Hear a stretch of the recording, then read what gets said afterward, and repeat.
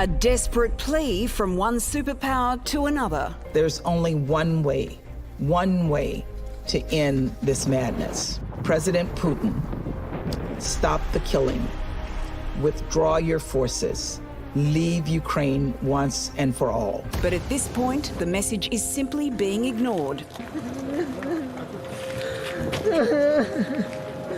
More chilling vision and reports of civilian buildings targeted. The WHO verifying 43 Russian attacks on hospitals and other medical facilities so far. In any conflict, attacks on healthcare are a violation of international humanitarian law.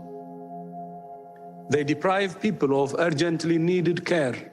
No one is safe, with 21 people reportedly killed in the bombing of this school and community centre in Kyiv overnight. These brave firefighters trying to put out the flames at a local market as bombs fall around them.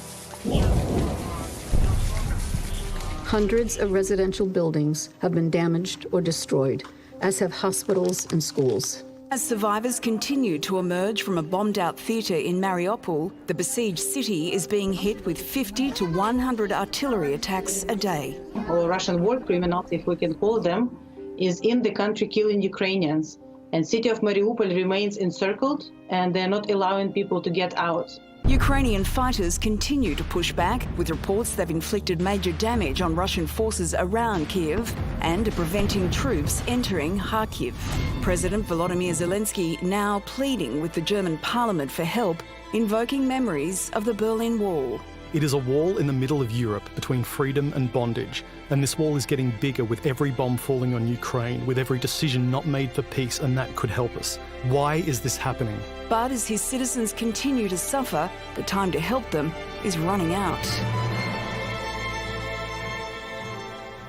Australian photojournalist Bryce Wilson is in Kyiv and he joins us now. Bryce, can you describe what it's like living in that environment day after day?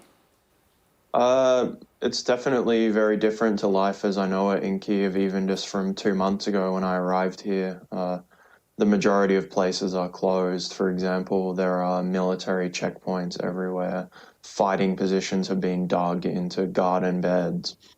Anti-tank traps are all over the roads. Like, you definitely understand you're living in a war. Just yesterday I was walking in the center and taking some photographs for a report, and secret police came up to us and asked questions. Like, they want to know everything that's going on. It's a very tense atmosphere, a lot of unrest as well around what's going to happen in the future. What about simple basics like food? Is that in supply, or is everyone just making do the best they can?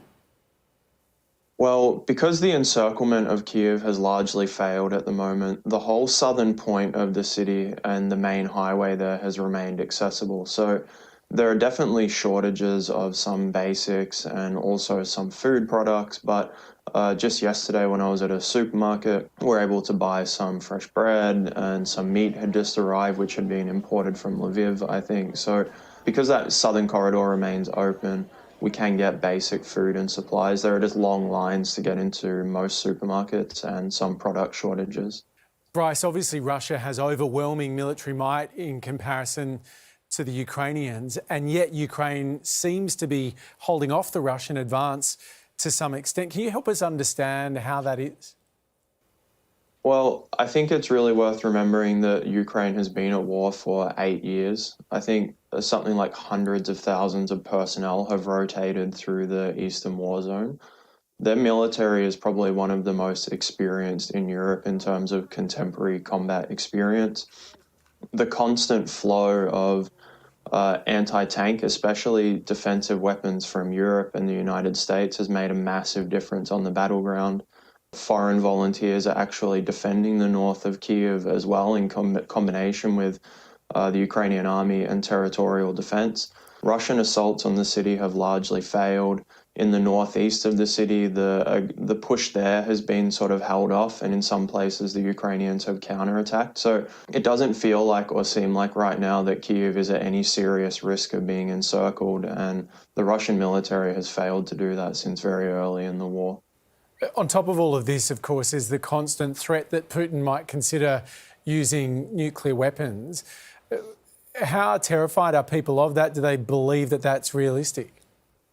I don't think people will rule Putin out from doing anything now. So I think it's a very real threat, and people I know here kind of joke about it, which tells me that it's a way for them to deal with the actual stress and potential of this happening. But I get the feeling that people are just hopeful that the war ends by then due to political agreements or something like this before Putin does escalate, to show that he's not afraid or he is willing to do these things.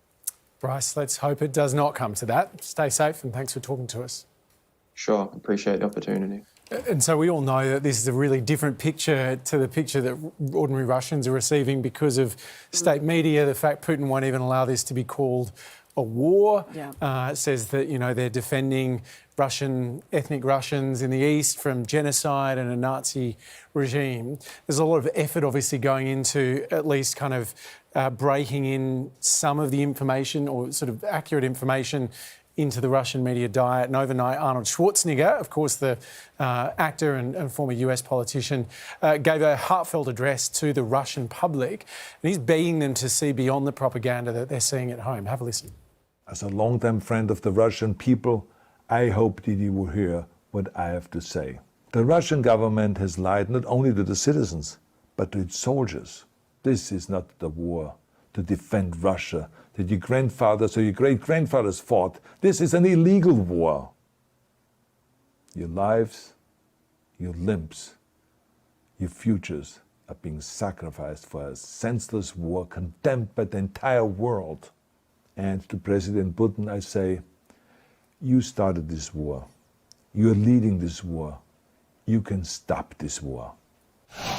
Gee, that's strong. Yeah, I'm not sure that Putin will necessarily listen, but perhaps some ordinary Russians. Yeah, and that's the thing. I mean, they're the ones that are being asked to pick up guns and go and fight a war that they don't necessarily believe in. And the reason Ukraine is doing as well as it is because everyone there is picking up guns and they're passionate.